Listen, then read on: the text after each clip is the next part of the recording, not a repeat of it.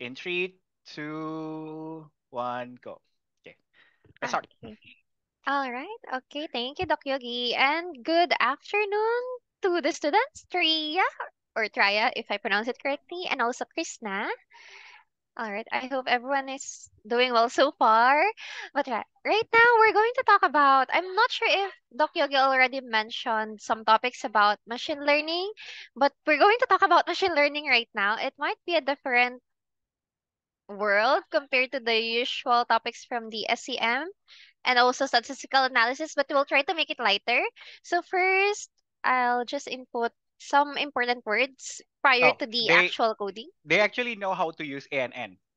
Okay. Oh, Yeah, okay. So they're already familiar with they're already machine familiar with. learning. Yeah, but they don't know what is SVC and then what is lasso, Mm, blah blah blah, and in your yes. paper, they already read your Mm. paper. Ah, So okay. yeah, we can jump to that part. Mm. Yeah. Okay, all right. Thank you, Doc Yogi. Okay, so for this part, we're going to focus on let me remove unnecessary formulas. This one. SVC or support vector machine and random forest classifier or RFC. So first things first, what is SVC or SVM? Sometimes it's coincided, the two terms are actually coincided with each other, either SVC or support vector classifier. Let me just input it here. Support vector classifier or support vector machine. So either of the two, you can encounter either of the two terms, but they're actually just similar terms. And again, if we're talking about SVC or SVM, we are just referring to classifiers. So under machine learning, we have different kinds of tools, and under those tools, we have different kinds of classifiers. And in terms of a lot of classifiers involved, we can discuss SVC and RFC or random forest classifier. So those are just some of the few tools that we can consider, but then we have a lot of tools that we can consider. But just for, let's say, some sorts of practice and even for Scopus publication, journal publication, conference publication, SVC and RFC are already considered powerful tool. So first things first, what is SVC? So as in SVC, we aim to classify our data into two, just into two. Unlike other classifiers wherein we have to classify or group the data into multiple groups, in SVC, we only consider them into two, like this one. For example, if we have thousands of data, they can be subdivided into 500 for the first group or 500 for the second group. Just an example. We can also classify them, let's say if we have 1,000 data, 700 for the first group and then 300 for the second group, but they have different behaviors. So for example, for the first group, these one with 700 data, most of them are actually aligned to, let's say, for example, to purchase a specific product because of their attitude, because of their perceived behavioral control, or because of their subjective norm. While the group two are most likely aligned to purchase a specific product, for example, because of perceived ease of use, perceived threat, and so on. So we aim to classify them. In what ways can we actually classify our data into two through SVM? So in SPM, you can only classify them again into two, whether most likely in this research paper, this one in Generation Z engineers, whether they are actually more aligned to retain in a specific company or not. So that's our only classifier principle for that specific study. So yes or not because of those features. So for example, if we aim to retain our employee because of supervisor support, then that refers to the yes group. But if the other features are not necessarily contributing mm, to the factors relevant to employee retention, then that will be relevant to the group two because that's for the not group. So yes and no group. Employee retention and those that are not contributing to employee retention. Okay. And in SPC, we have this term. This one. Oh, this one is a better figure. Uh, Sorry, let me just minimize this. Okay. So this. data, the data that I have highlighted earlier are what we call as support vectors. So those are your data that are actually classified into two groups already. And then we have this margin, this diagonal margin will or this diagonal margin will serve as your hyperplane when it comes to your two support vectors based on the two groups. Okay, so what's the purpose of hyperplane and margin? It actually wants you to maximize the margin as much as possible. Why do we want to maximize the margin? For example, if the margin is actually bigger than this one, for example, this one is your margin and then this one is your margin, then that means we have classified these two types of support vectors into two accurately. So the larger the margin is, the higher the percentage of our accuracy will be. Right, so that's the purpose of hyperplane and margin in order to find how accurate we were able to classify and to differentiate those two types of data. So those are just the important terms under support vector machine or support vector classifier. And if we're going to dive deeper into SVC, we have different types of hyperplanes. So this one is just a linear hyperplane. So if we're going to talk about linear, just a straight line, whether diagonal, vertical, or horizontal, it's just a straight line. In our code, you'll notice here there is what we call as linear kernel. So sometimes in other programming tools, kernel has a different connotation, but usually in Python, we call it as kernel. So linear is the most common kernel or the hyperplane direction and formulation in most of the studies. We often utilize linear. So this is linear. We also have other types of kernel. So for other types of kernel, you can utilize scikit, this one. If you just want to explore other types of kernel, this one. So you can explore Poly, RBF, and Sigmoid. I would not recommend pre-computed because based on a lot of studies already, it's considered not an efficient kernel type of SVC. So if you want to check you how your accuracy will vary every time you run the data, I would suggest you can compare linear, Poly, RBF, and Sigmoid. So what are the differences among these four? So if you say polykernel. Your hyperplane, all right, this one. Your hyperplane will become this one. I saw a more appropriate, this one. Your hyperplane, instead of having this one, a linear line, you'll have a semi-curved line like this one. So this is what we call as poly. So if you've taken a higher order of calculus, something higher than the calculus, you'll definitely be able to encounter poly function higher than the exponential as well. So that's where it came from. Next is RBF. RBF. Okay. For RBF, mm, let me find.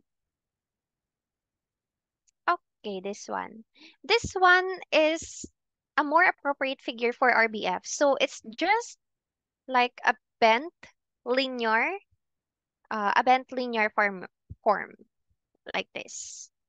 So this is the hyperplane for RBF. And lastly, sigmoid. I think you've heard sigmoid at least once. And also in ANN, this is very common. So when we say sigmoid, this one is an example of sigmoid. So your hyperplane is actually subdivided using this line. This one or this one. So anything that is similar to sigmoid. So those are the different types of kernels, hyperplanes. Right?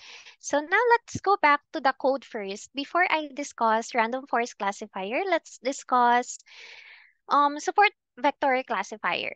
So for the code, you always have to import pandas as PD. This first line is always Um, it's like one of the fundamentals of Python because you cannot run any variables, any numerical variables without pandas. So that's the importance of pandas. And then the next line from sklearn model, import train test split. What's the importance of this? It's to train your data and also to test your data. Next, we have to import our support vector classifier. So SVC or support vector classifier is for our primary code for the support vector machine or support vector classifier. So I'll just input hashtag or numerical value here because numerical value like this one, the hashtag sign, means that we will not run that specific code just for you to see how it will run without the RFC. Okay. So for this one, EQ underscore DF refers to our equation from the data frame. So it's up to you whether you want to create or import your data through Excel or through CSV. So this can be changed into XLS or XLSX or CSV. But I would suggest importing your Excel file to CSV first instead of Excel file because it's more confusing if we're going to utilize Excel file with different tabs. So I would recommend CSV. So let's import a CSV file first. So this file is actually a file from Dokyogi as well. So I'll just input this one.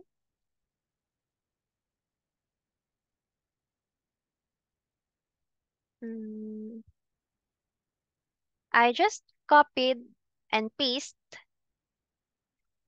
copied and pasted the whole file name. So if the file name consists of uppercase letters and also lowercase letters, you have to ensure that everything should go in order. And also the .csv title should be there. And let me open the file.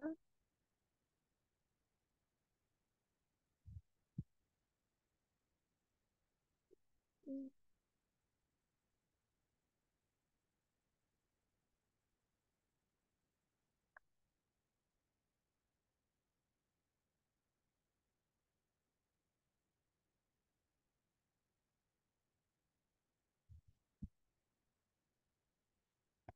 all right, there. Okay. So in your questionnaire, I think everyone is following the 5-point Likert scale.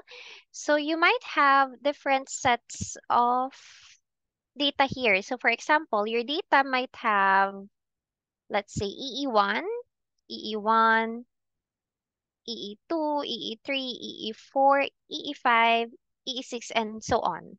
Why don't I just share you Mhm. the file, his file. Oh, okay, sure, Doc Yogi. Yeah, just And share his file okay, is actually much so how you call mhm. it? Yes, so we can check it immediately. Yeah, we can check it immediately, Mm-hmm. using the Krishna, what is the first word of uh your paper, the title? Uh, Determining? determining. Determining. Wait for a while, okay? Determining of factors affecting the determining wait for a while.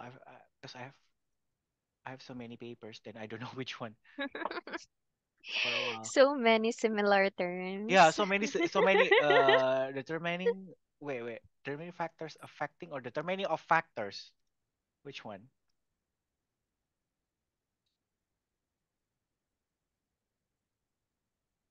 See, it's like or only factors. Which one? Because it's see, I have so many papers. I don't even De- remember like Determining factor affecting. no, it's investigating, it's I. Mhm. Ah, okay. See, that's the when you start with the I, then it's easier for me. Yeah, this one. Yeah, I have. Okay, you can check this one. Okay, I send you the file in the chat. Mm, Yeah, this one. oh, okay. But that XLS. Yeah, so we have to change that to Oh, CSV. Yeah, so we'll change it to CSV. yeah.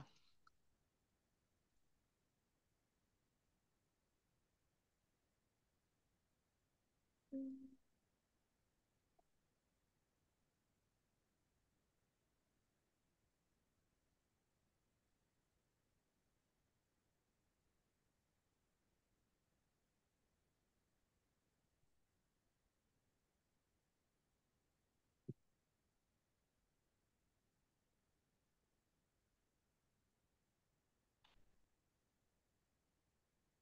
All right, okay. So for this one, I'll just filter out the unnecessary. I'll A1. just Yeah, remove this yeah, yeah, one. yeah. Yes, You just use the A1, A2, that I'll one. remove this first.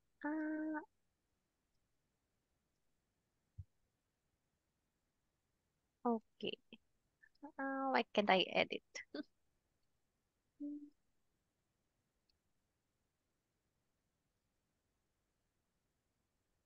Let me double check. Um,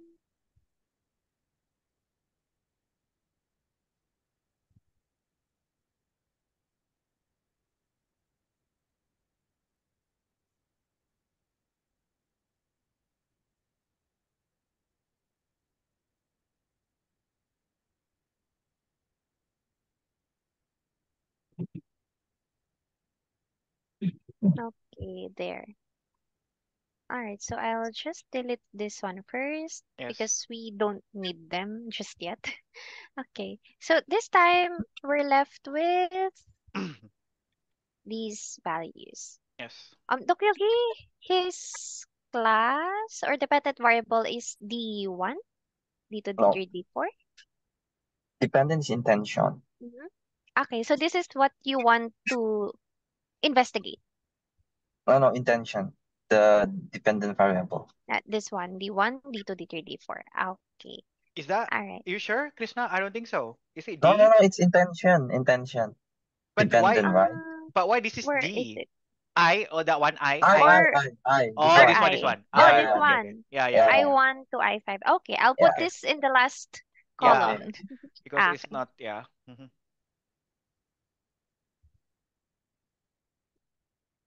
Okay. All right. Okay.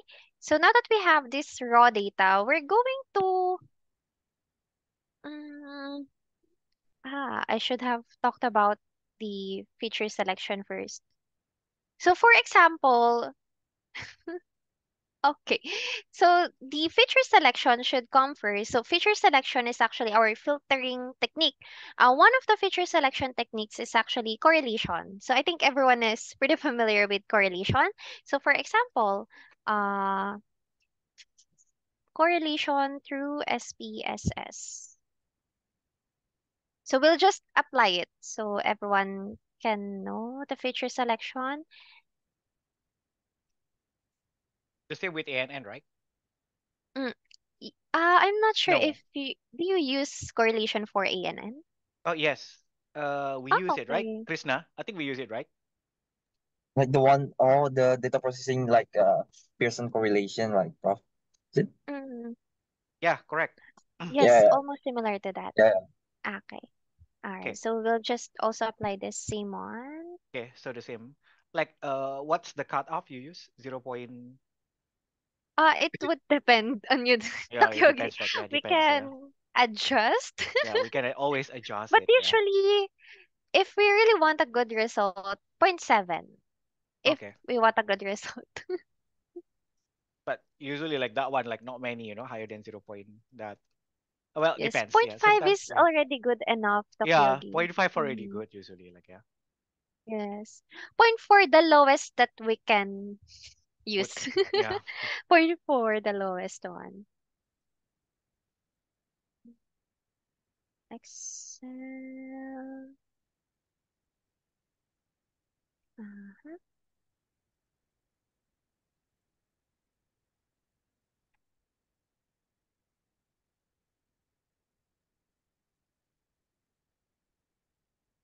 Okay. And then click data analyze. Correlate. correlate, and then bivariate. Bivariate. So we'll just put it as it is, and then two-tailed.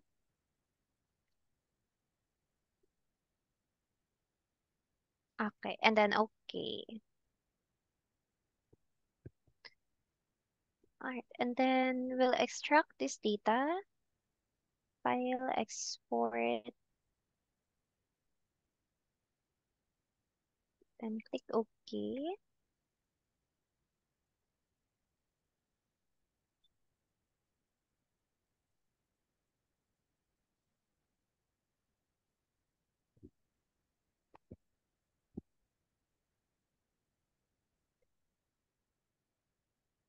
Oh, but since this result already has, oh, by the way, it already has, it's not regression, so it already has p-value, so we can utilize those with asterisk and then consider them. So this is one of the filter methods. So we actually have a lot of filter methods under feature selection, and one of it is correlation. This one, Pearson correlation. Mm, Two asterisks or zero. Okay, so we'll consider the one with asterisk. Are all of them considered? So I'll just remove.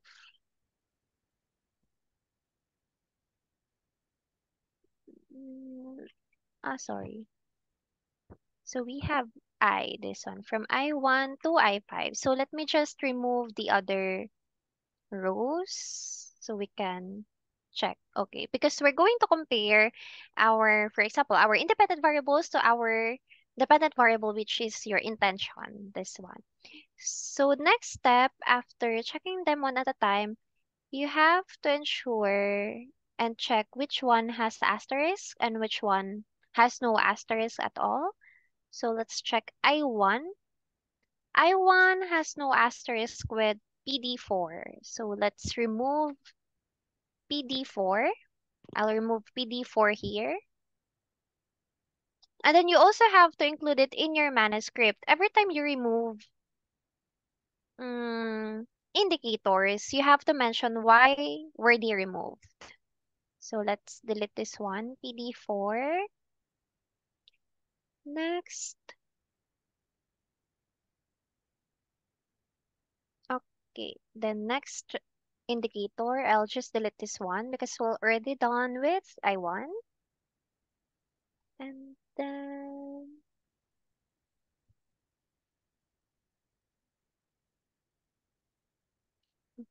looking for the one with asterisk. So none for I2.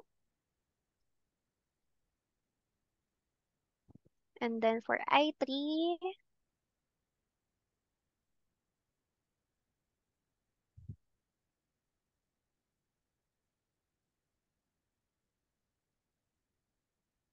okay, none as well.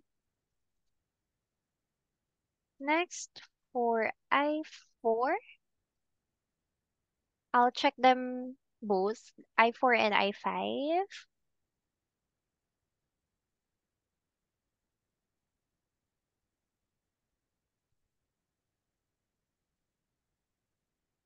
Okay, so we have only eliminated one subfeature. So that's what we call them here in machine learning.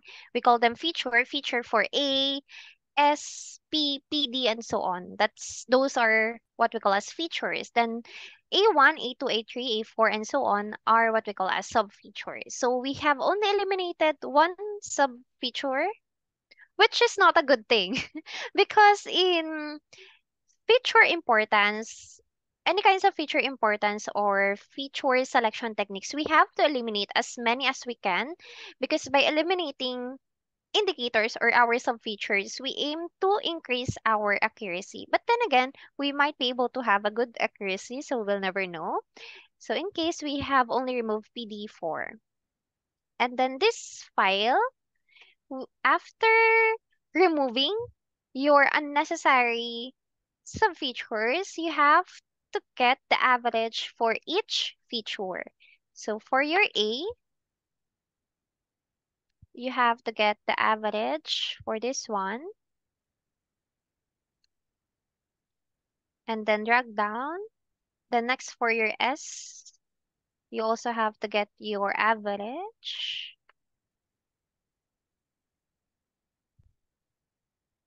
But but I Mhm. one, I two, I three. Why we remove it? I forget. Like I did not. Uh, ah, these from this process, Tokogi. Yes. Hmm. I've only checked it for easier purposes. So I can check I4 to A1, then I5 to A1. Okay. But So we so have to check from I I1 to one to I I5. five. Okay. Okay. Got it. Yes, Hmm. yes. Okay.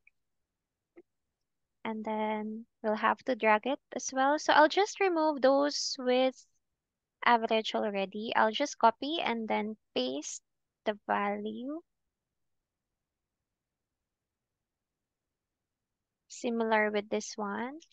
I'll insert one column, copy and then paste the value.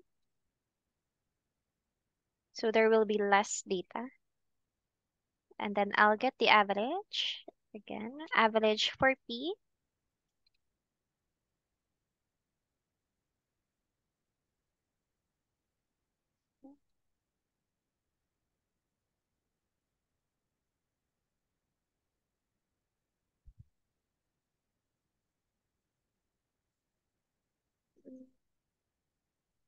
Then P and then copy and then paste. Then I'll just delete. Then get the average for PD.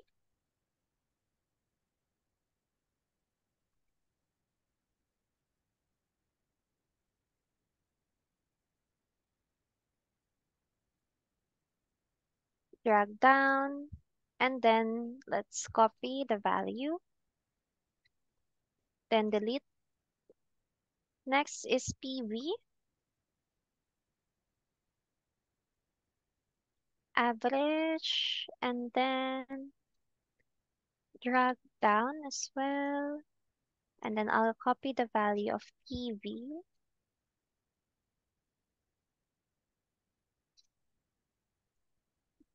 Then I'll delete. Next is M.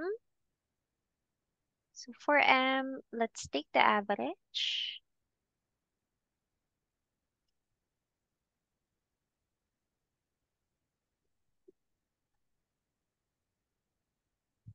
Then copy and then paste. Then let's delete. Next is the G value. So G, let's get the average. Sorry. Average. This one. And then drag down.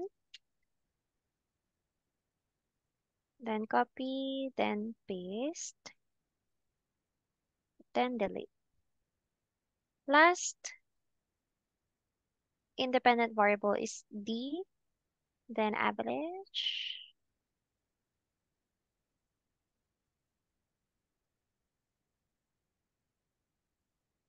Okay.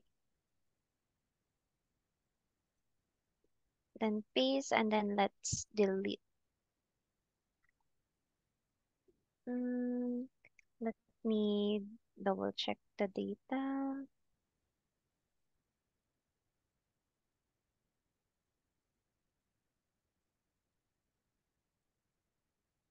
Okay. Last for I. So the thing is, we'll have a different computation for I. So still similar until the averaging technique. So let's take the average again. And then you have to find, most references would mention that above 3 would mention that they are considered, mm, what do you call this? Let me go back. Did I utilize round up?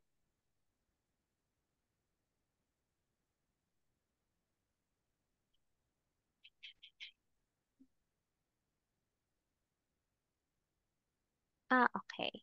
All right. So let's consider round off first. So round off of your I average. 0. Hmm.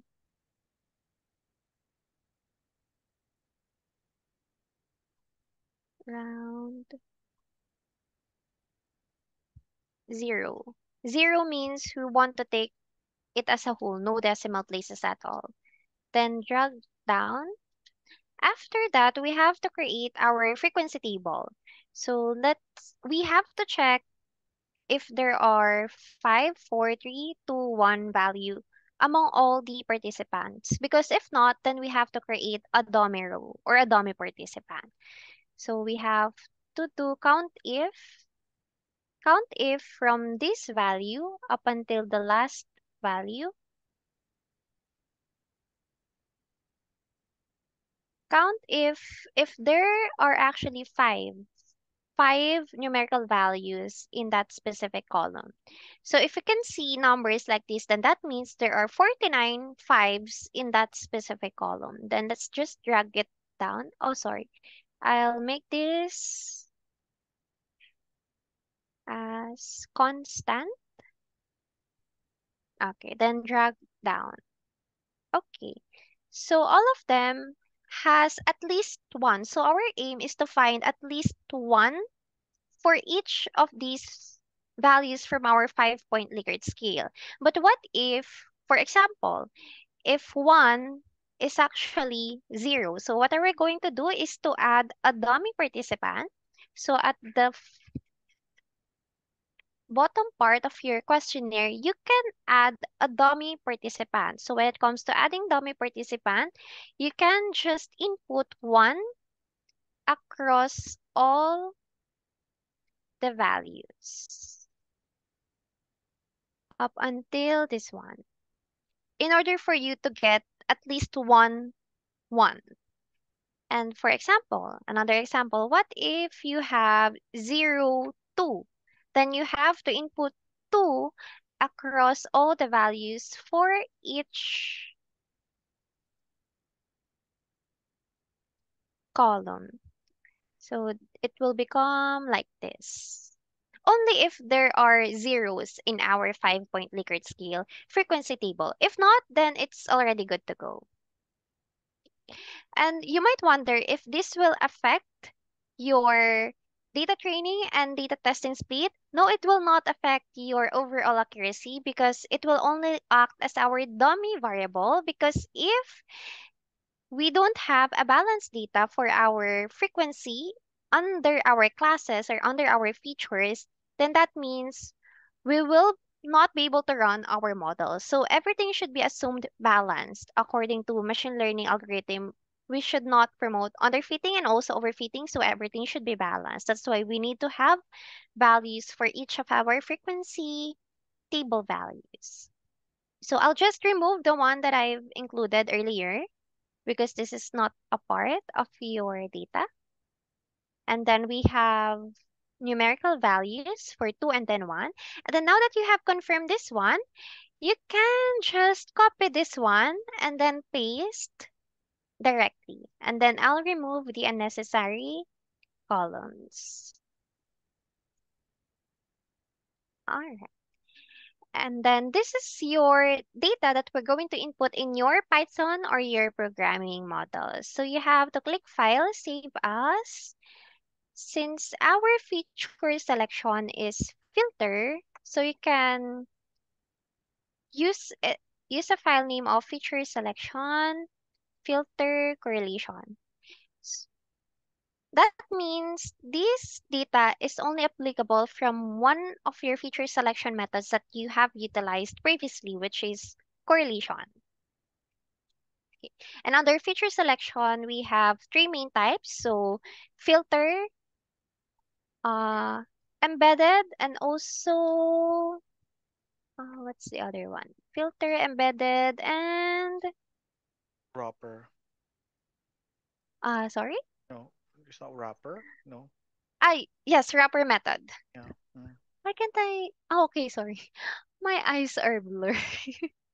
This one, filter wrapper and embedded. Thanks, Takeyogi. So this one is already for your filters. So every time you will run your data, you have to also change your Excel file because this is only applicable for filter method. Okay. So for filter method, we have to change our CSV file. Oh, and we have to change it to .csv.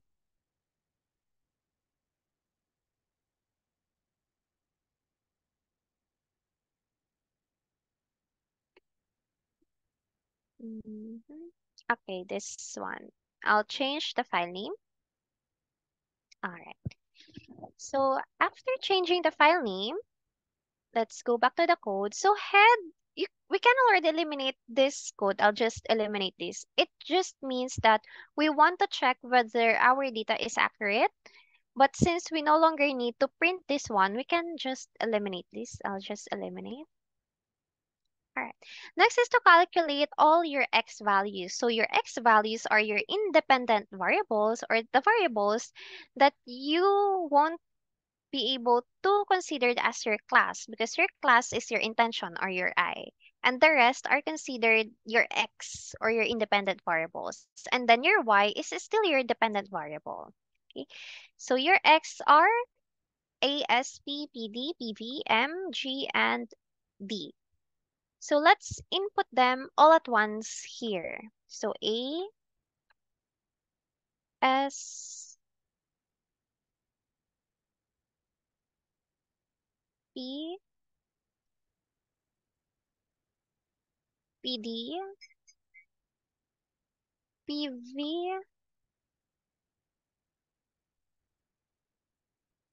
and then M.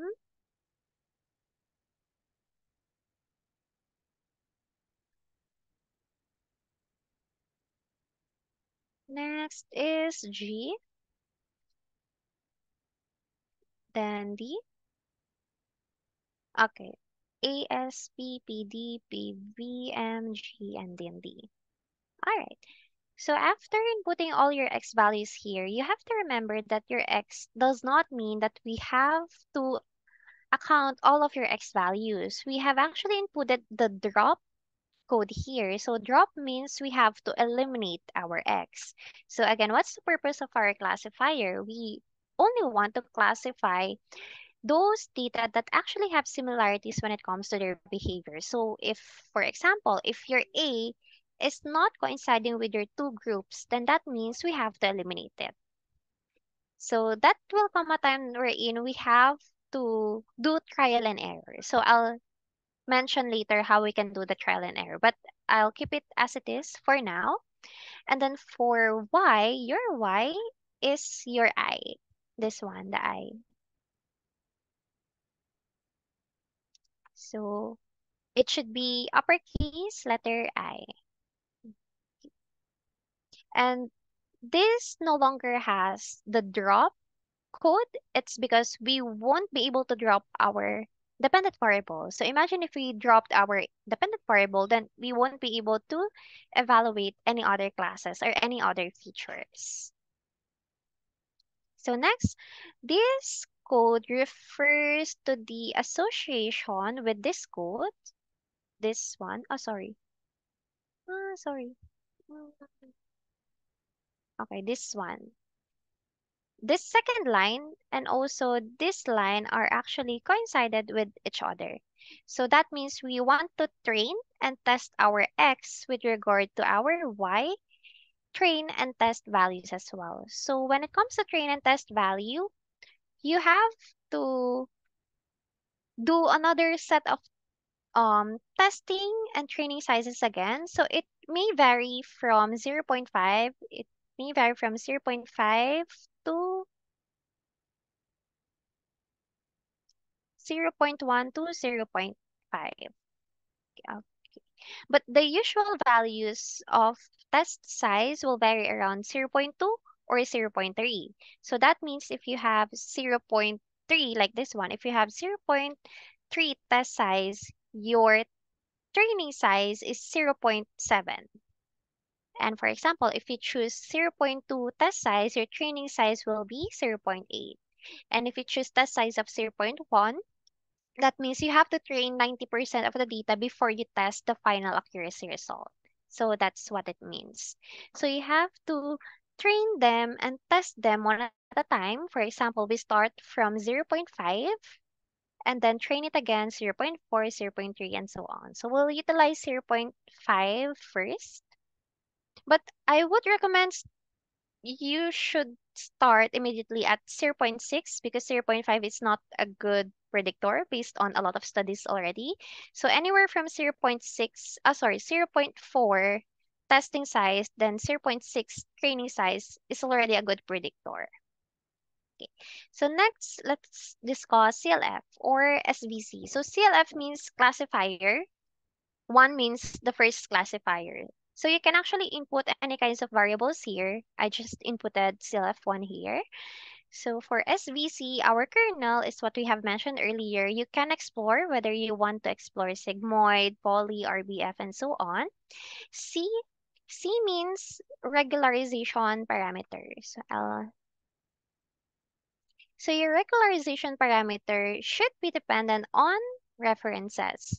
Most references would mention 1, 3, or 5, and you can check what type of data would be the best for 1, 3, or 5, and with what type of kernel. You can also do another set of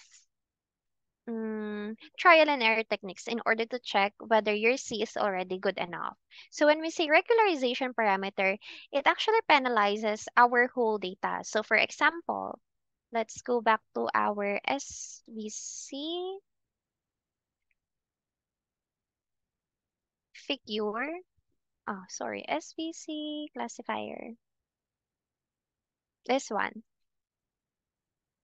So the purpose of C is to actually find whether your margin will be distinct enough if we're going to differentiate our two types of support vectors or whether it will actually shrink your margin. So that's the main purpose of C or the regularization parameter. Okay. And then next code refers to how we can fit our training and testing size. So that's the purpose of it. And then last is what we call a sprint. So I'll just put hashtag here. Print meaning we want to print the accuracy result for our SVC. So for example, if you're already going to utilize SVC, you have to eliminate one X variable every time you will eliminate or you will run your data. So let's say that I want to eliminate A. So in your Excel file, you have to document everything. So for example, you eliminated A, you can mention these are your eliminated features. So again, in machine learning, I think in ANN you also follow 10 runs. So meron tayong, so we have first run, second run, third run, and so on. Fifth run up until the 10th run. So if you eliminated your A feature, you have to run it 10 times. So click run over here.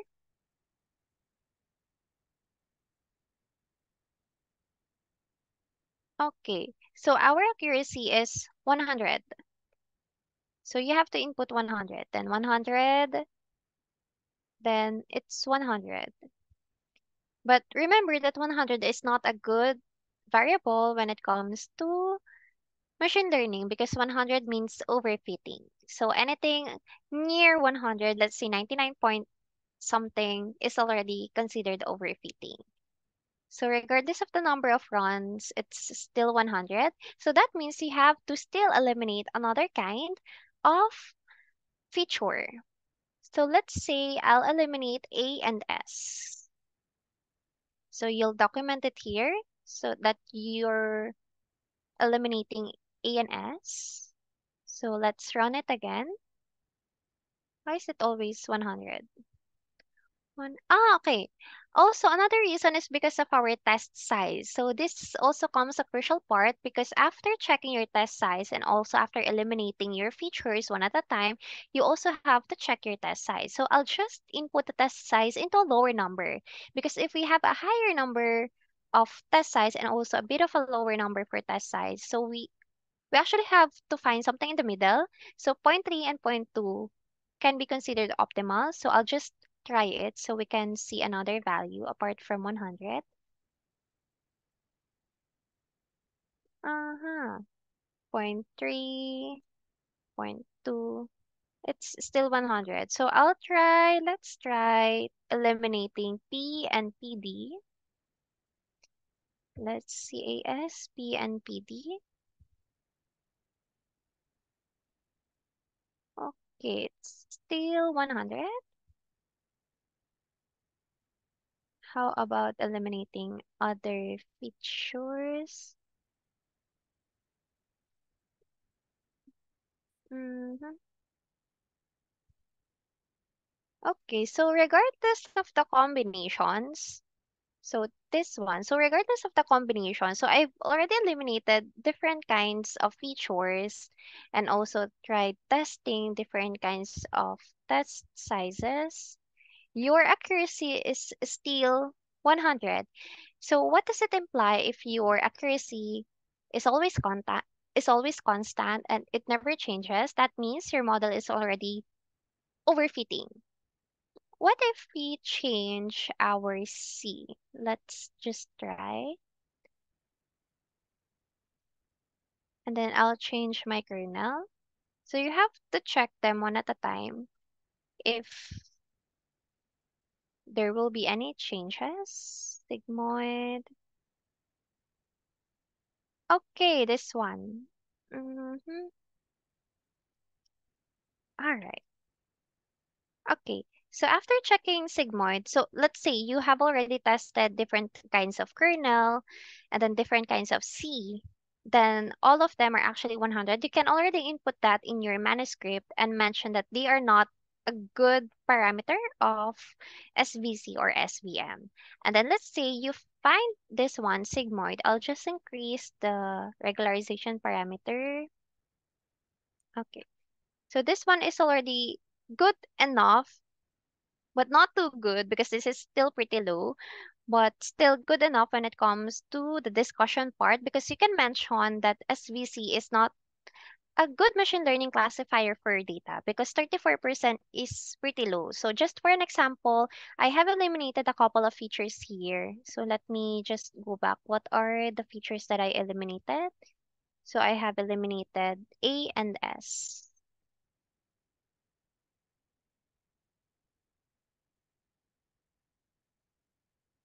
And then you also have to document everything. So you'll have plenty of Excel files and Excel sheets because you also have to mention here, for example, what are the parameters you used. So let's say sigmoid and C is equivalent to 3 with test size of zero point 0.3.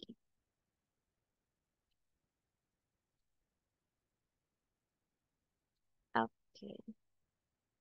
So for example, my first run is this one. Second run is this one. Third run, fourth run, and then fifth run up until the 10th run. Okay, so this is just an example. And then after checking this one, you have to apply all the combinations. So for example, what if we eliminate A, S, and P as well? So A, S, and P. Then you have to run it again. So run it, and then as you can see, our accuracy keeps declining. Sometimes it's declining, sometimes it's increasing. So you really have to find the highest average out of all the 10 runs. Myla, can Mm-hmm. I make you as the co-host? Yes. Okay. All right, sure, Dr. Lee.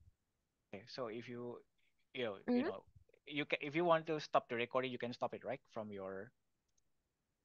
Mm, Can you stop there?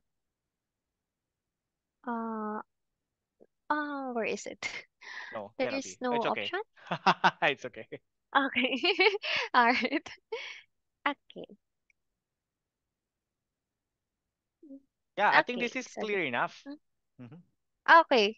So should I move to RFC already? Okay. So Why don't we stop here up to the SVC first, and then let's do it. okay. Yeah, Krishna, what about that? We Mm, just stop with the SVC like this.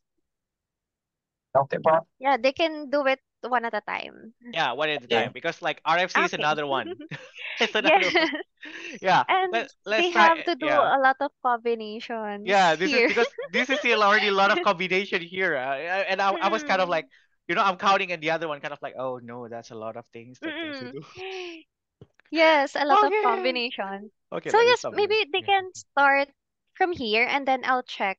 I can yeah, check in case they're doing yeah. the right thing. Okay, let me stop the recording then. Yeah.